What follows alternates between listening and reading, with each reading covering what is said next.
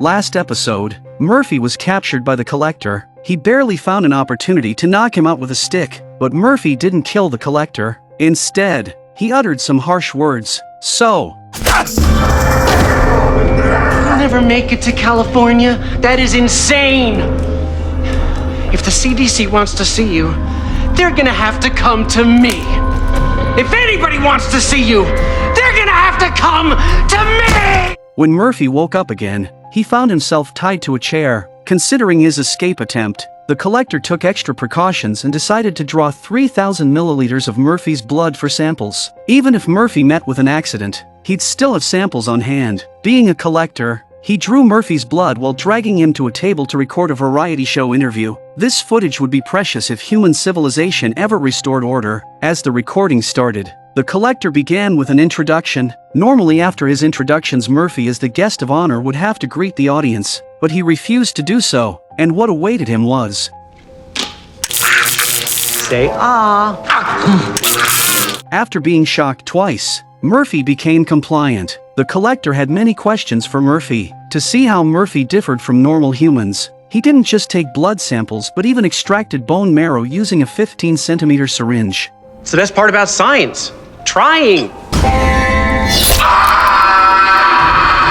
That wasn't all. The Collector has brought in another human brain and wants him to eat it on the show. Naturally, Murphy refused, but he didn't have much choice. Though he ate only a small piece reluctantly, the exhilarating feeling overwhelmed him, beyond his control. Thus, Murphy officially ate human brain for the first time, and it was recorded on video. After that, the Collector asked the two questions he most wanted to know. One was whether the rumor that Murphy could control zombies with his mind was true. Murphy firmly denied it, claiming it was just a rumor. He didn't want to be excessively studied. Besides, this ability might unexpectedly save his life one day. The second question was about what would happen if he bit a human. The image of Cassandra, whom he had bitten, flashed in Murphy's mind. People bitten by him saw him as their master. Of course, facing the Collector, Murphy simply stated that nothing would happen to those he bit. The Collector didn't dwell on the truthfulness of the answers and declared the interview over. He planned to store the bone marrow samples in the back. Sitting alone, Murphy suddenly remembered his beloved daughter, wondering if he'd ever see her again in this lifetime. Suddenly, a zombie's growl interrupted his thoughts. As one walked in, wasn't this the opportunity he was waiting for? He immediately controlled the zombie with his mind, making it pick up the saw on the table and approach him.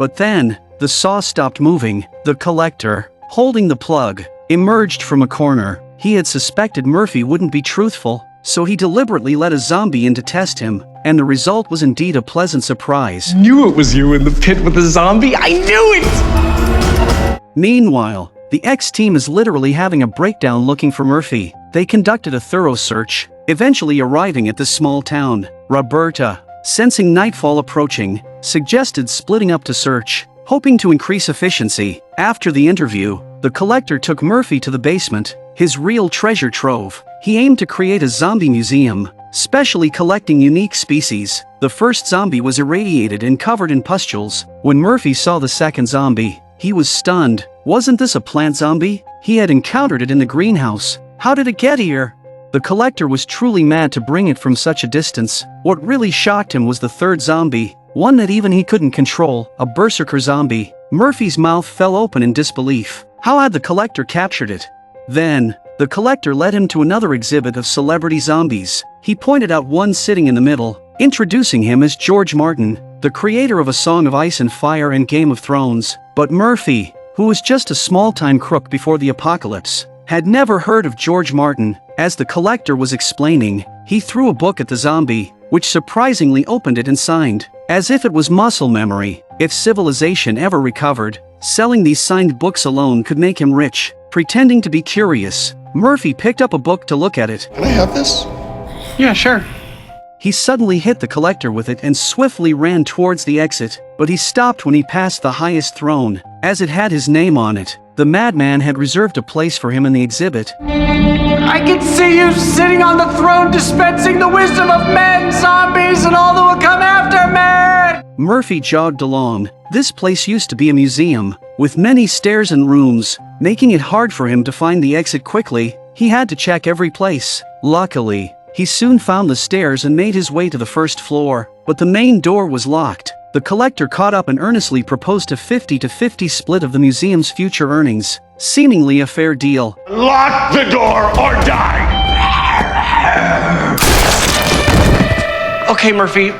He no longer seemed insistent and pressed a switch on the wall, allowing Murphy to leave if he wished. Murphy wasn't exactly a model survivor, having made several basic post-apocalyptic mistakes. He knocked down the collector twice but didn't kill him, so in the end, Murphy had to ask for it. Meanwhile, 10K, who was searching nearby, heard gunfire coming from this building. Hoping to find clues about Murphy, he ran towards the main entrance. At this time, the collector, sitting on the stairs, lamented what he considered a betrayal by Murphy. Deciding to drain and freeze Murphy's blood for the CDC in California to beg him for later, the collector was excited by the thought. Then a zombie, attracted by the gunfire, approached. Murphy thought to control it but was immediately shocked by an electric jolt.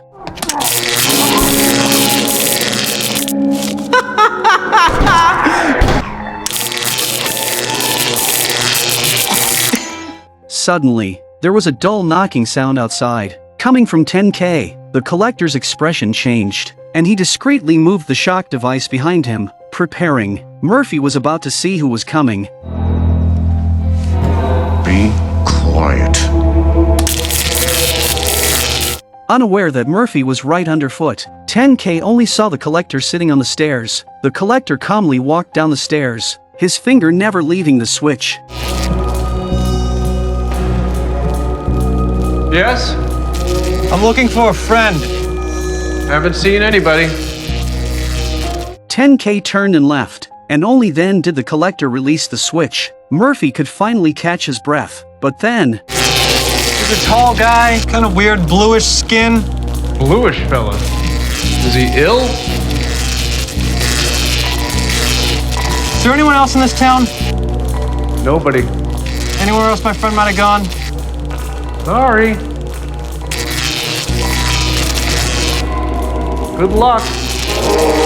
10K wasn't a fool. He sensed that the man was acting unnaturally. He suspected something was off inside, but wasn't sure if it was related to Murphy. 10K placed his backpack and rifle against the wall, preparing to find a way in to check. 10 minutes later, 10K successfully sneaked in. The house was large and silent, with no one in sight. He searched room by room and eventually reached the zombie collection in the basement. Seeing everything there, 10K couldn't help but remark, "What kind of place is this?"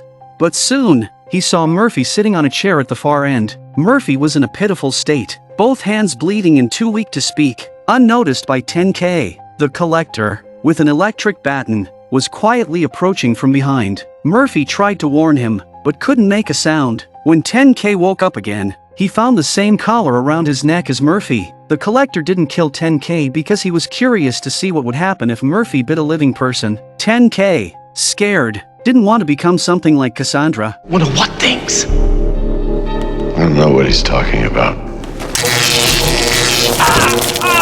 Patronize me again and you will limp for the rest of your undead life. I'm too weak. While they were being shocked, Roberta and the others had searched the town without finding anything. Suddenly, they heard a gunshot coming from that direction. The collector had fired the shot to threaten Murphy into obeying his commands. And it's gonna happen now, or I'm gonna start putting holes in people! Team X, following the sound, found the place. Addie spotted 10K's equipment. They were definitely in this building. Murphy, having no choice, bit 10K as the collector demanded. There was already a gap and resentment between them due to Cassandra, and 10K couldn't accept becoming Murphy's slave. It was worse than death.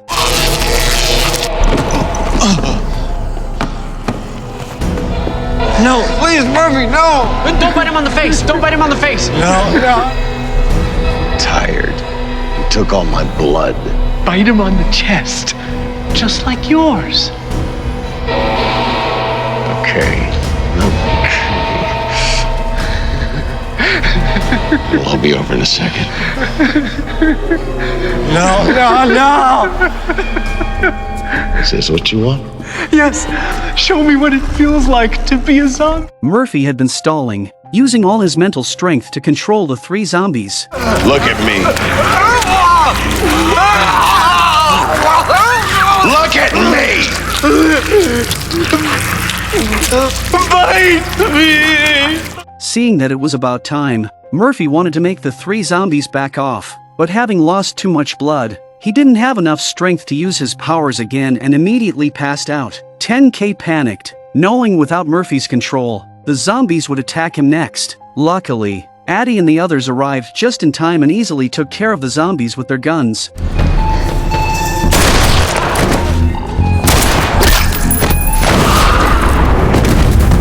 On the way back, Murphy was still groggy. Now, hearing Roberta's voice seemed like the sound of heavenly music to him. Half an hour later, they returned to their vehicle. 10K found Murphy's extracted blood, and Doc helped transfuse it back. Murphy should recover soon. Promise me, you won't leave me alone if we make it to California. I promise you. Murphy isn't opposed to saving the human race. He's afraid they'll send him to California to collect the bounty and leave him alone as a guinea pig. With Roberta's promise, Murphy felt much more at ease.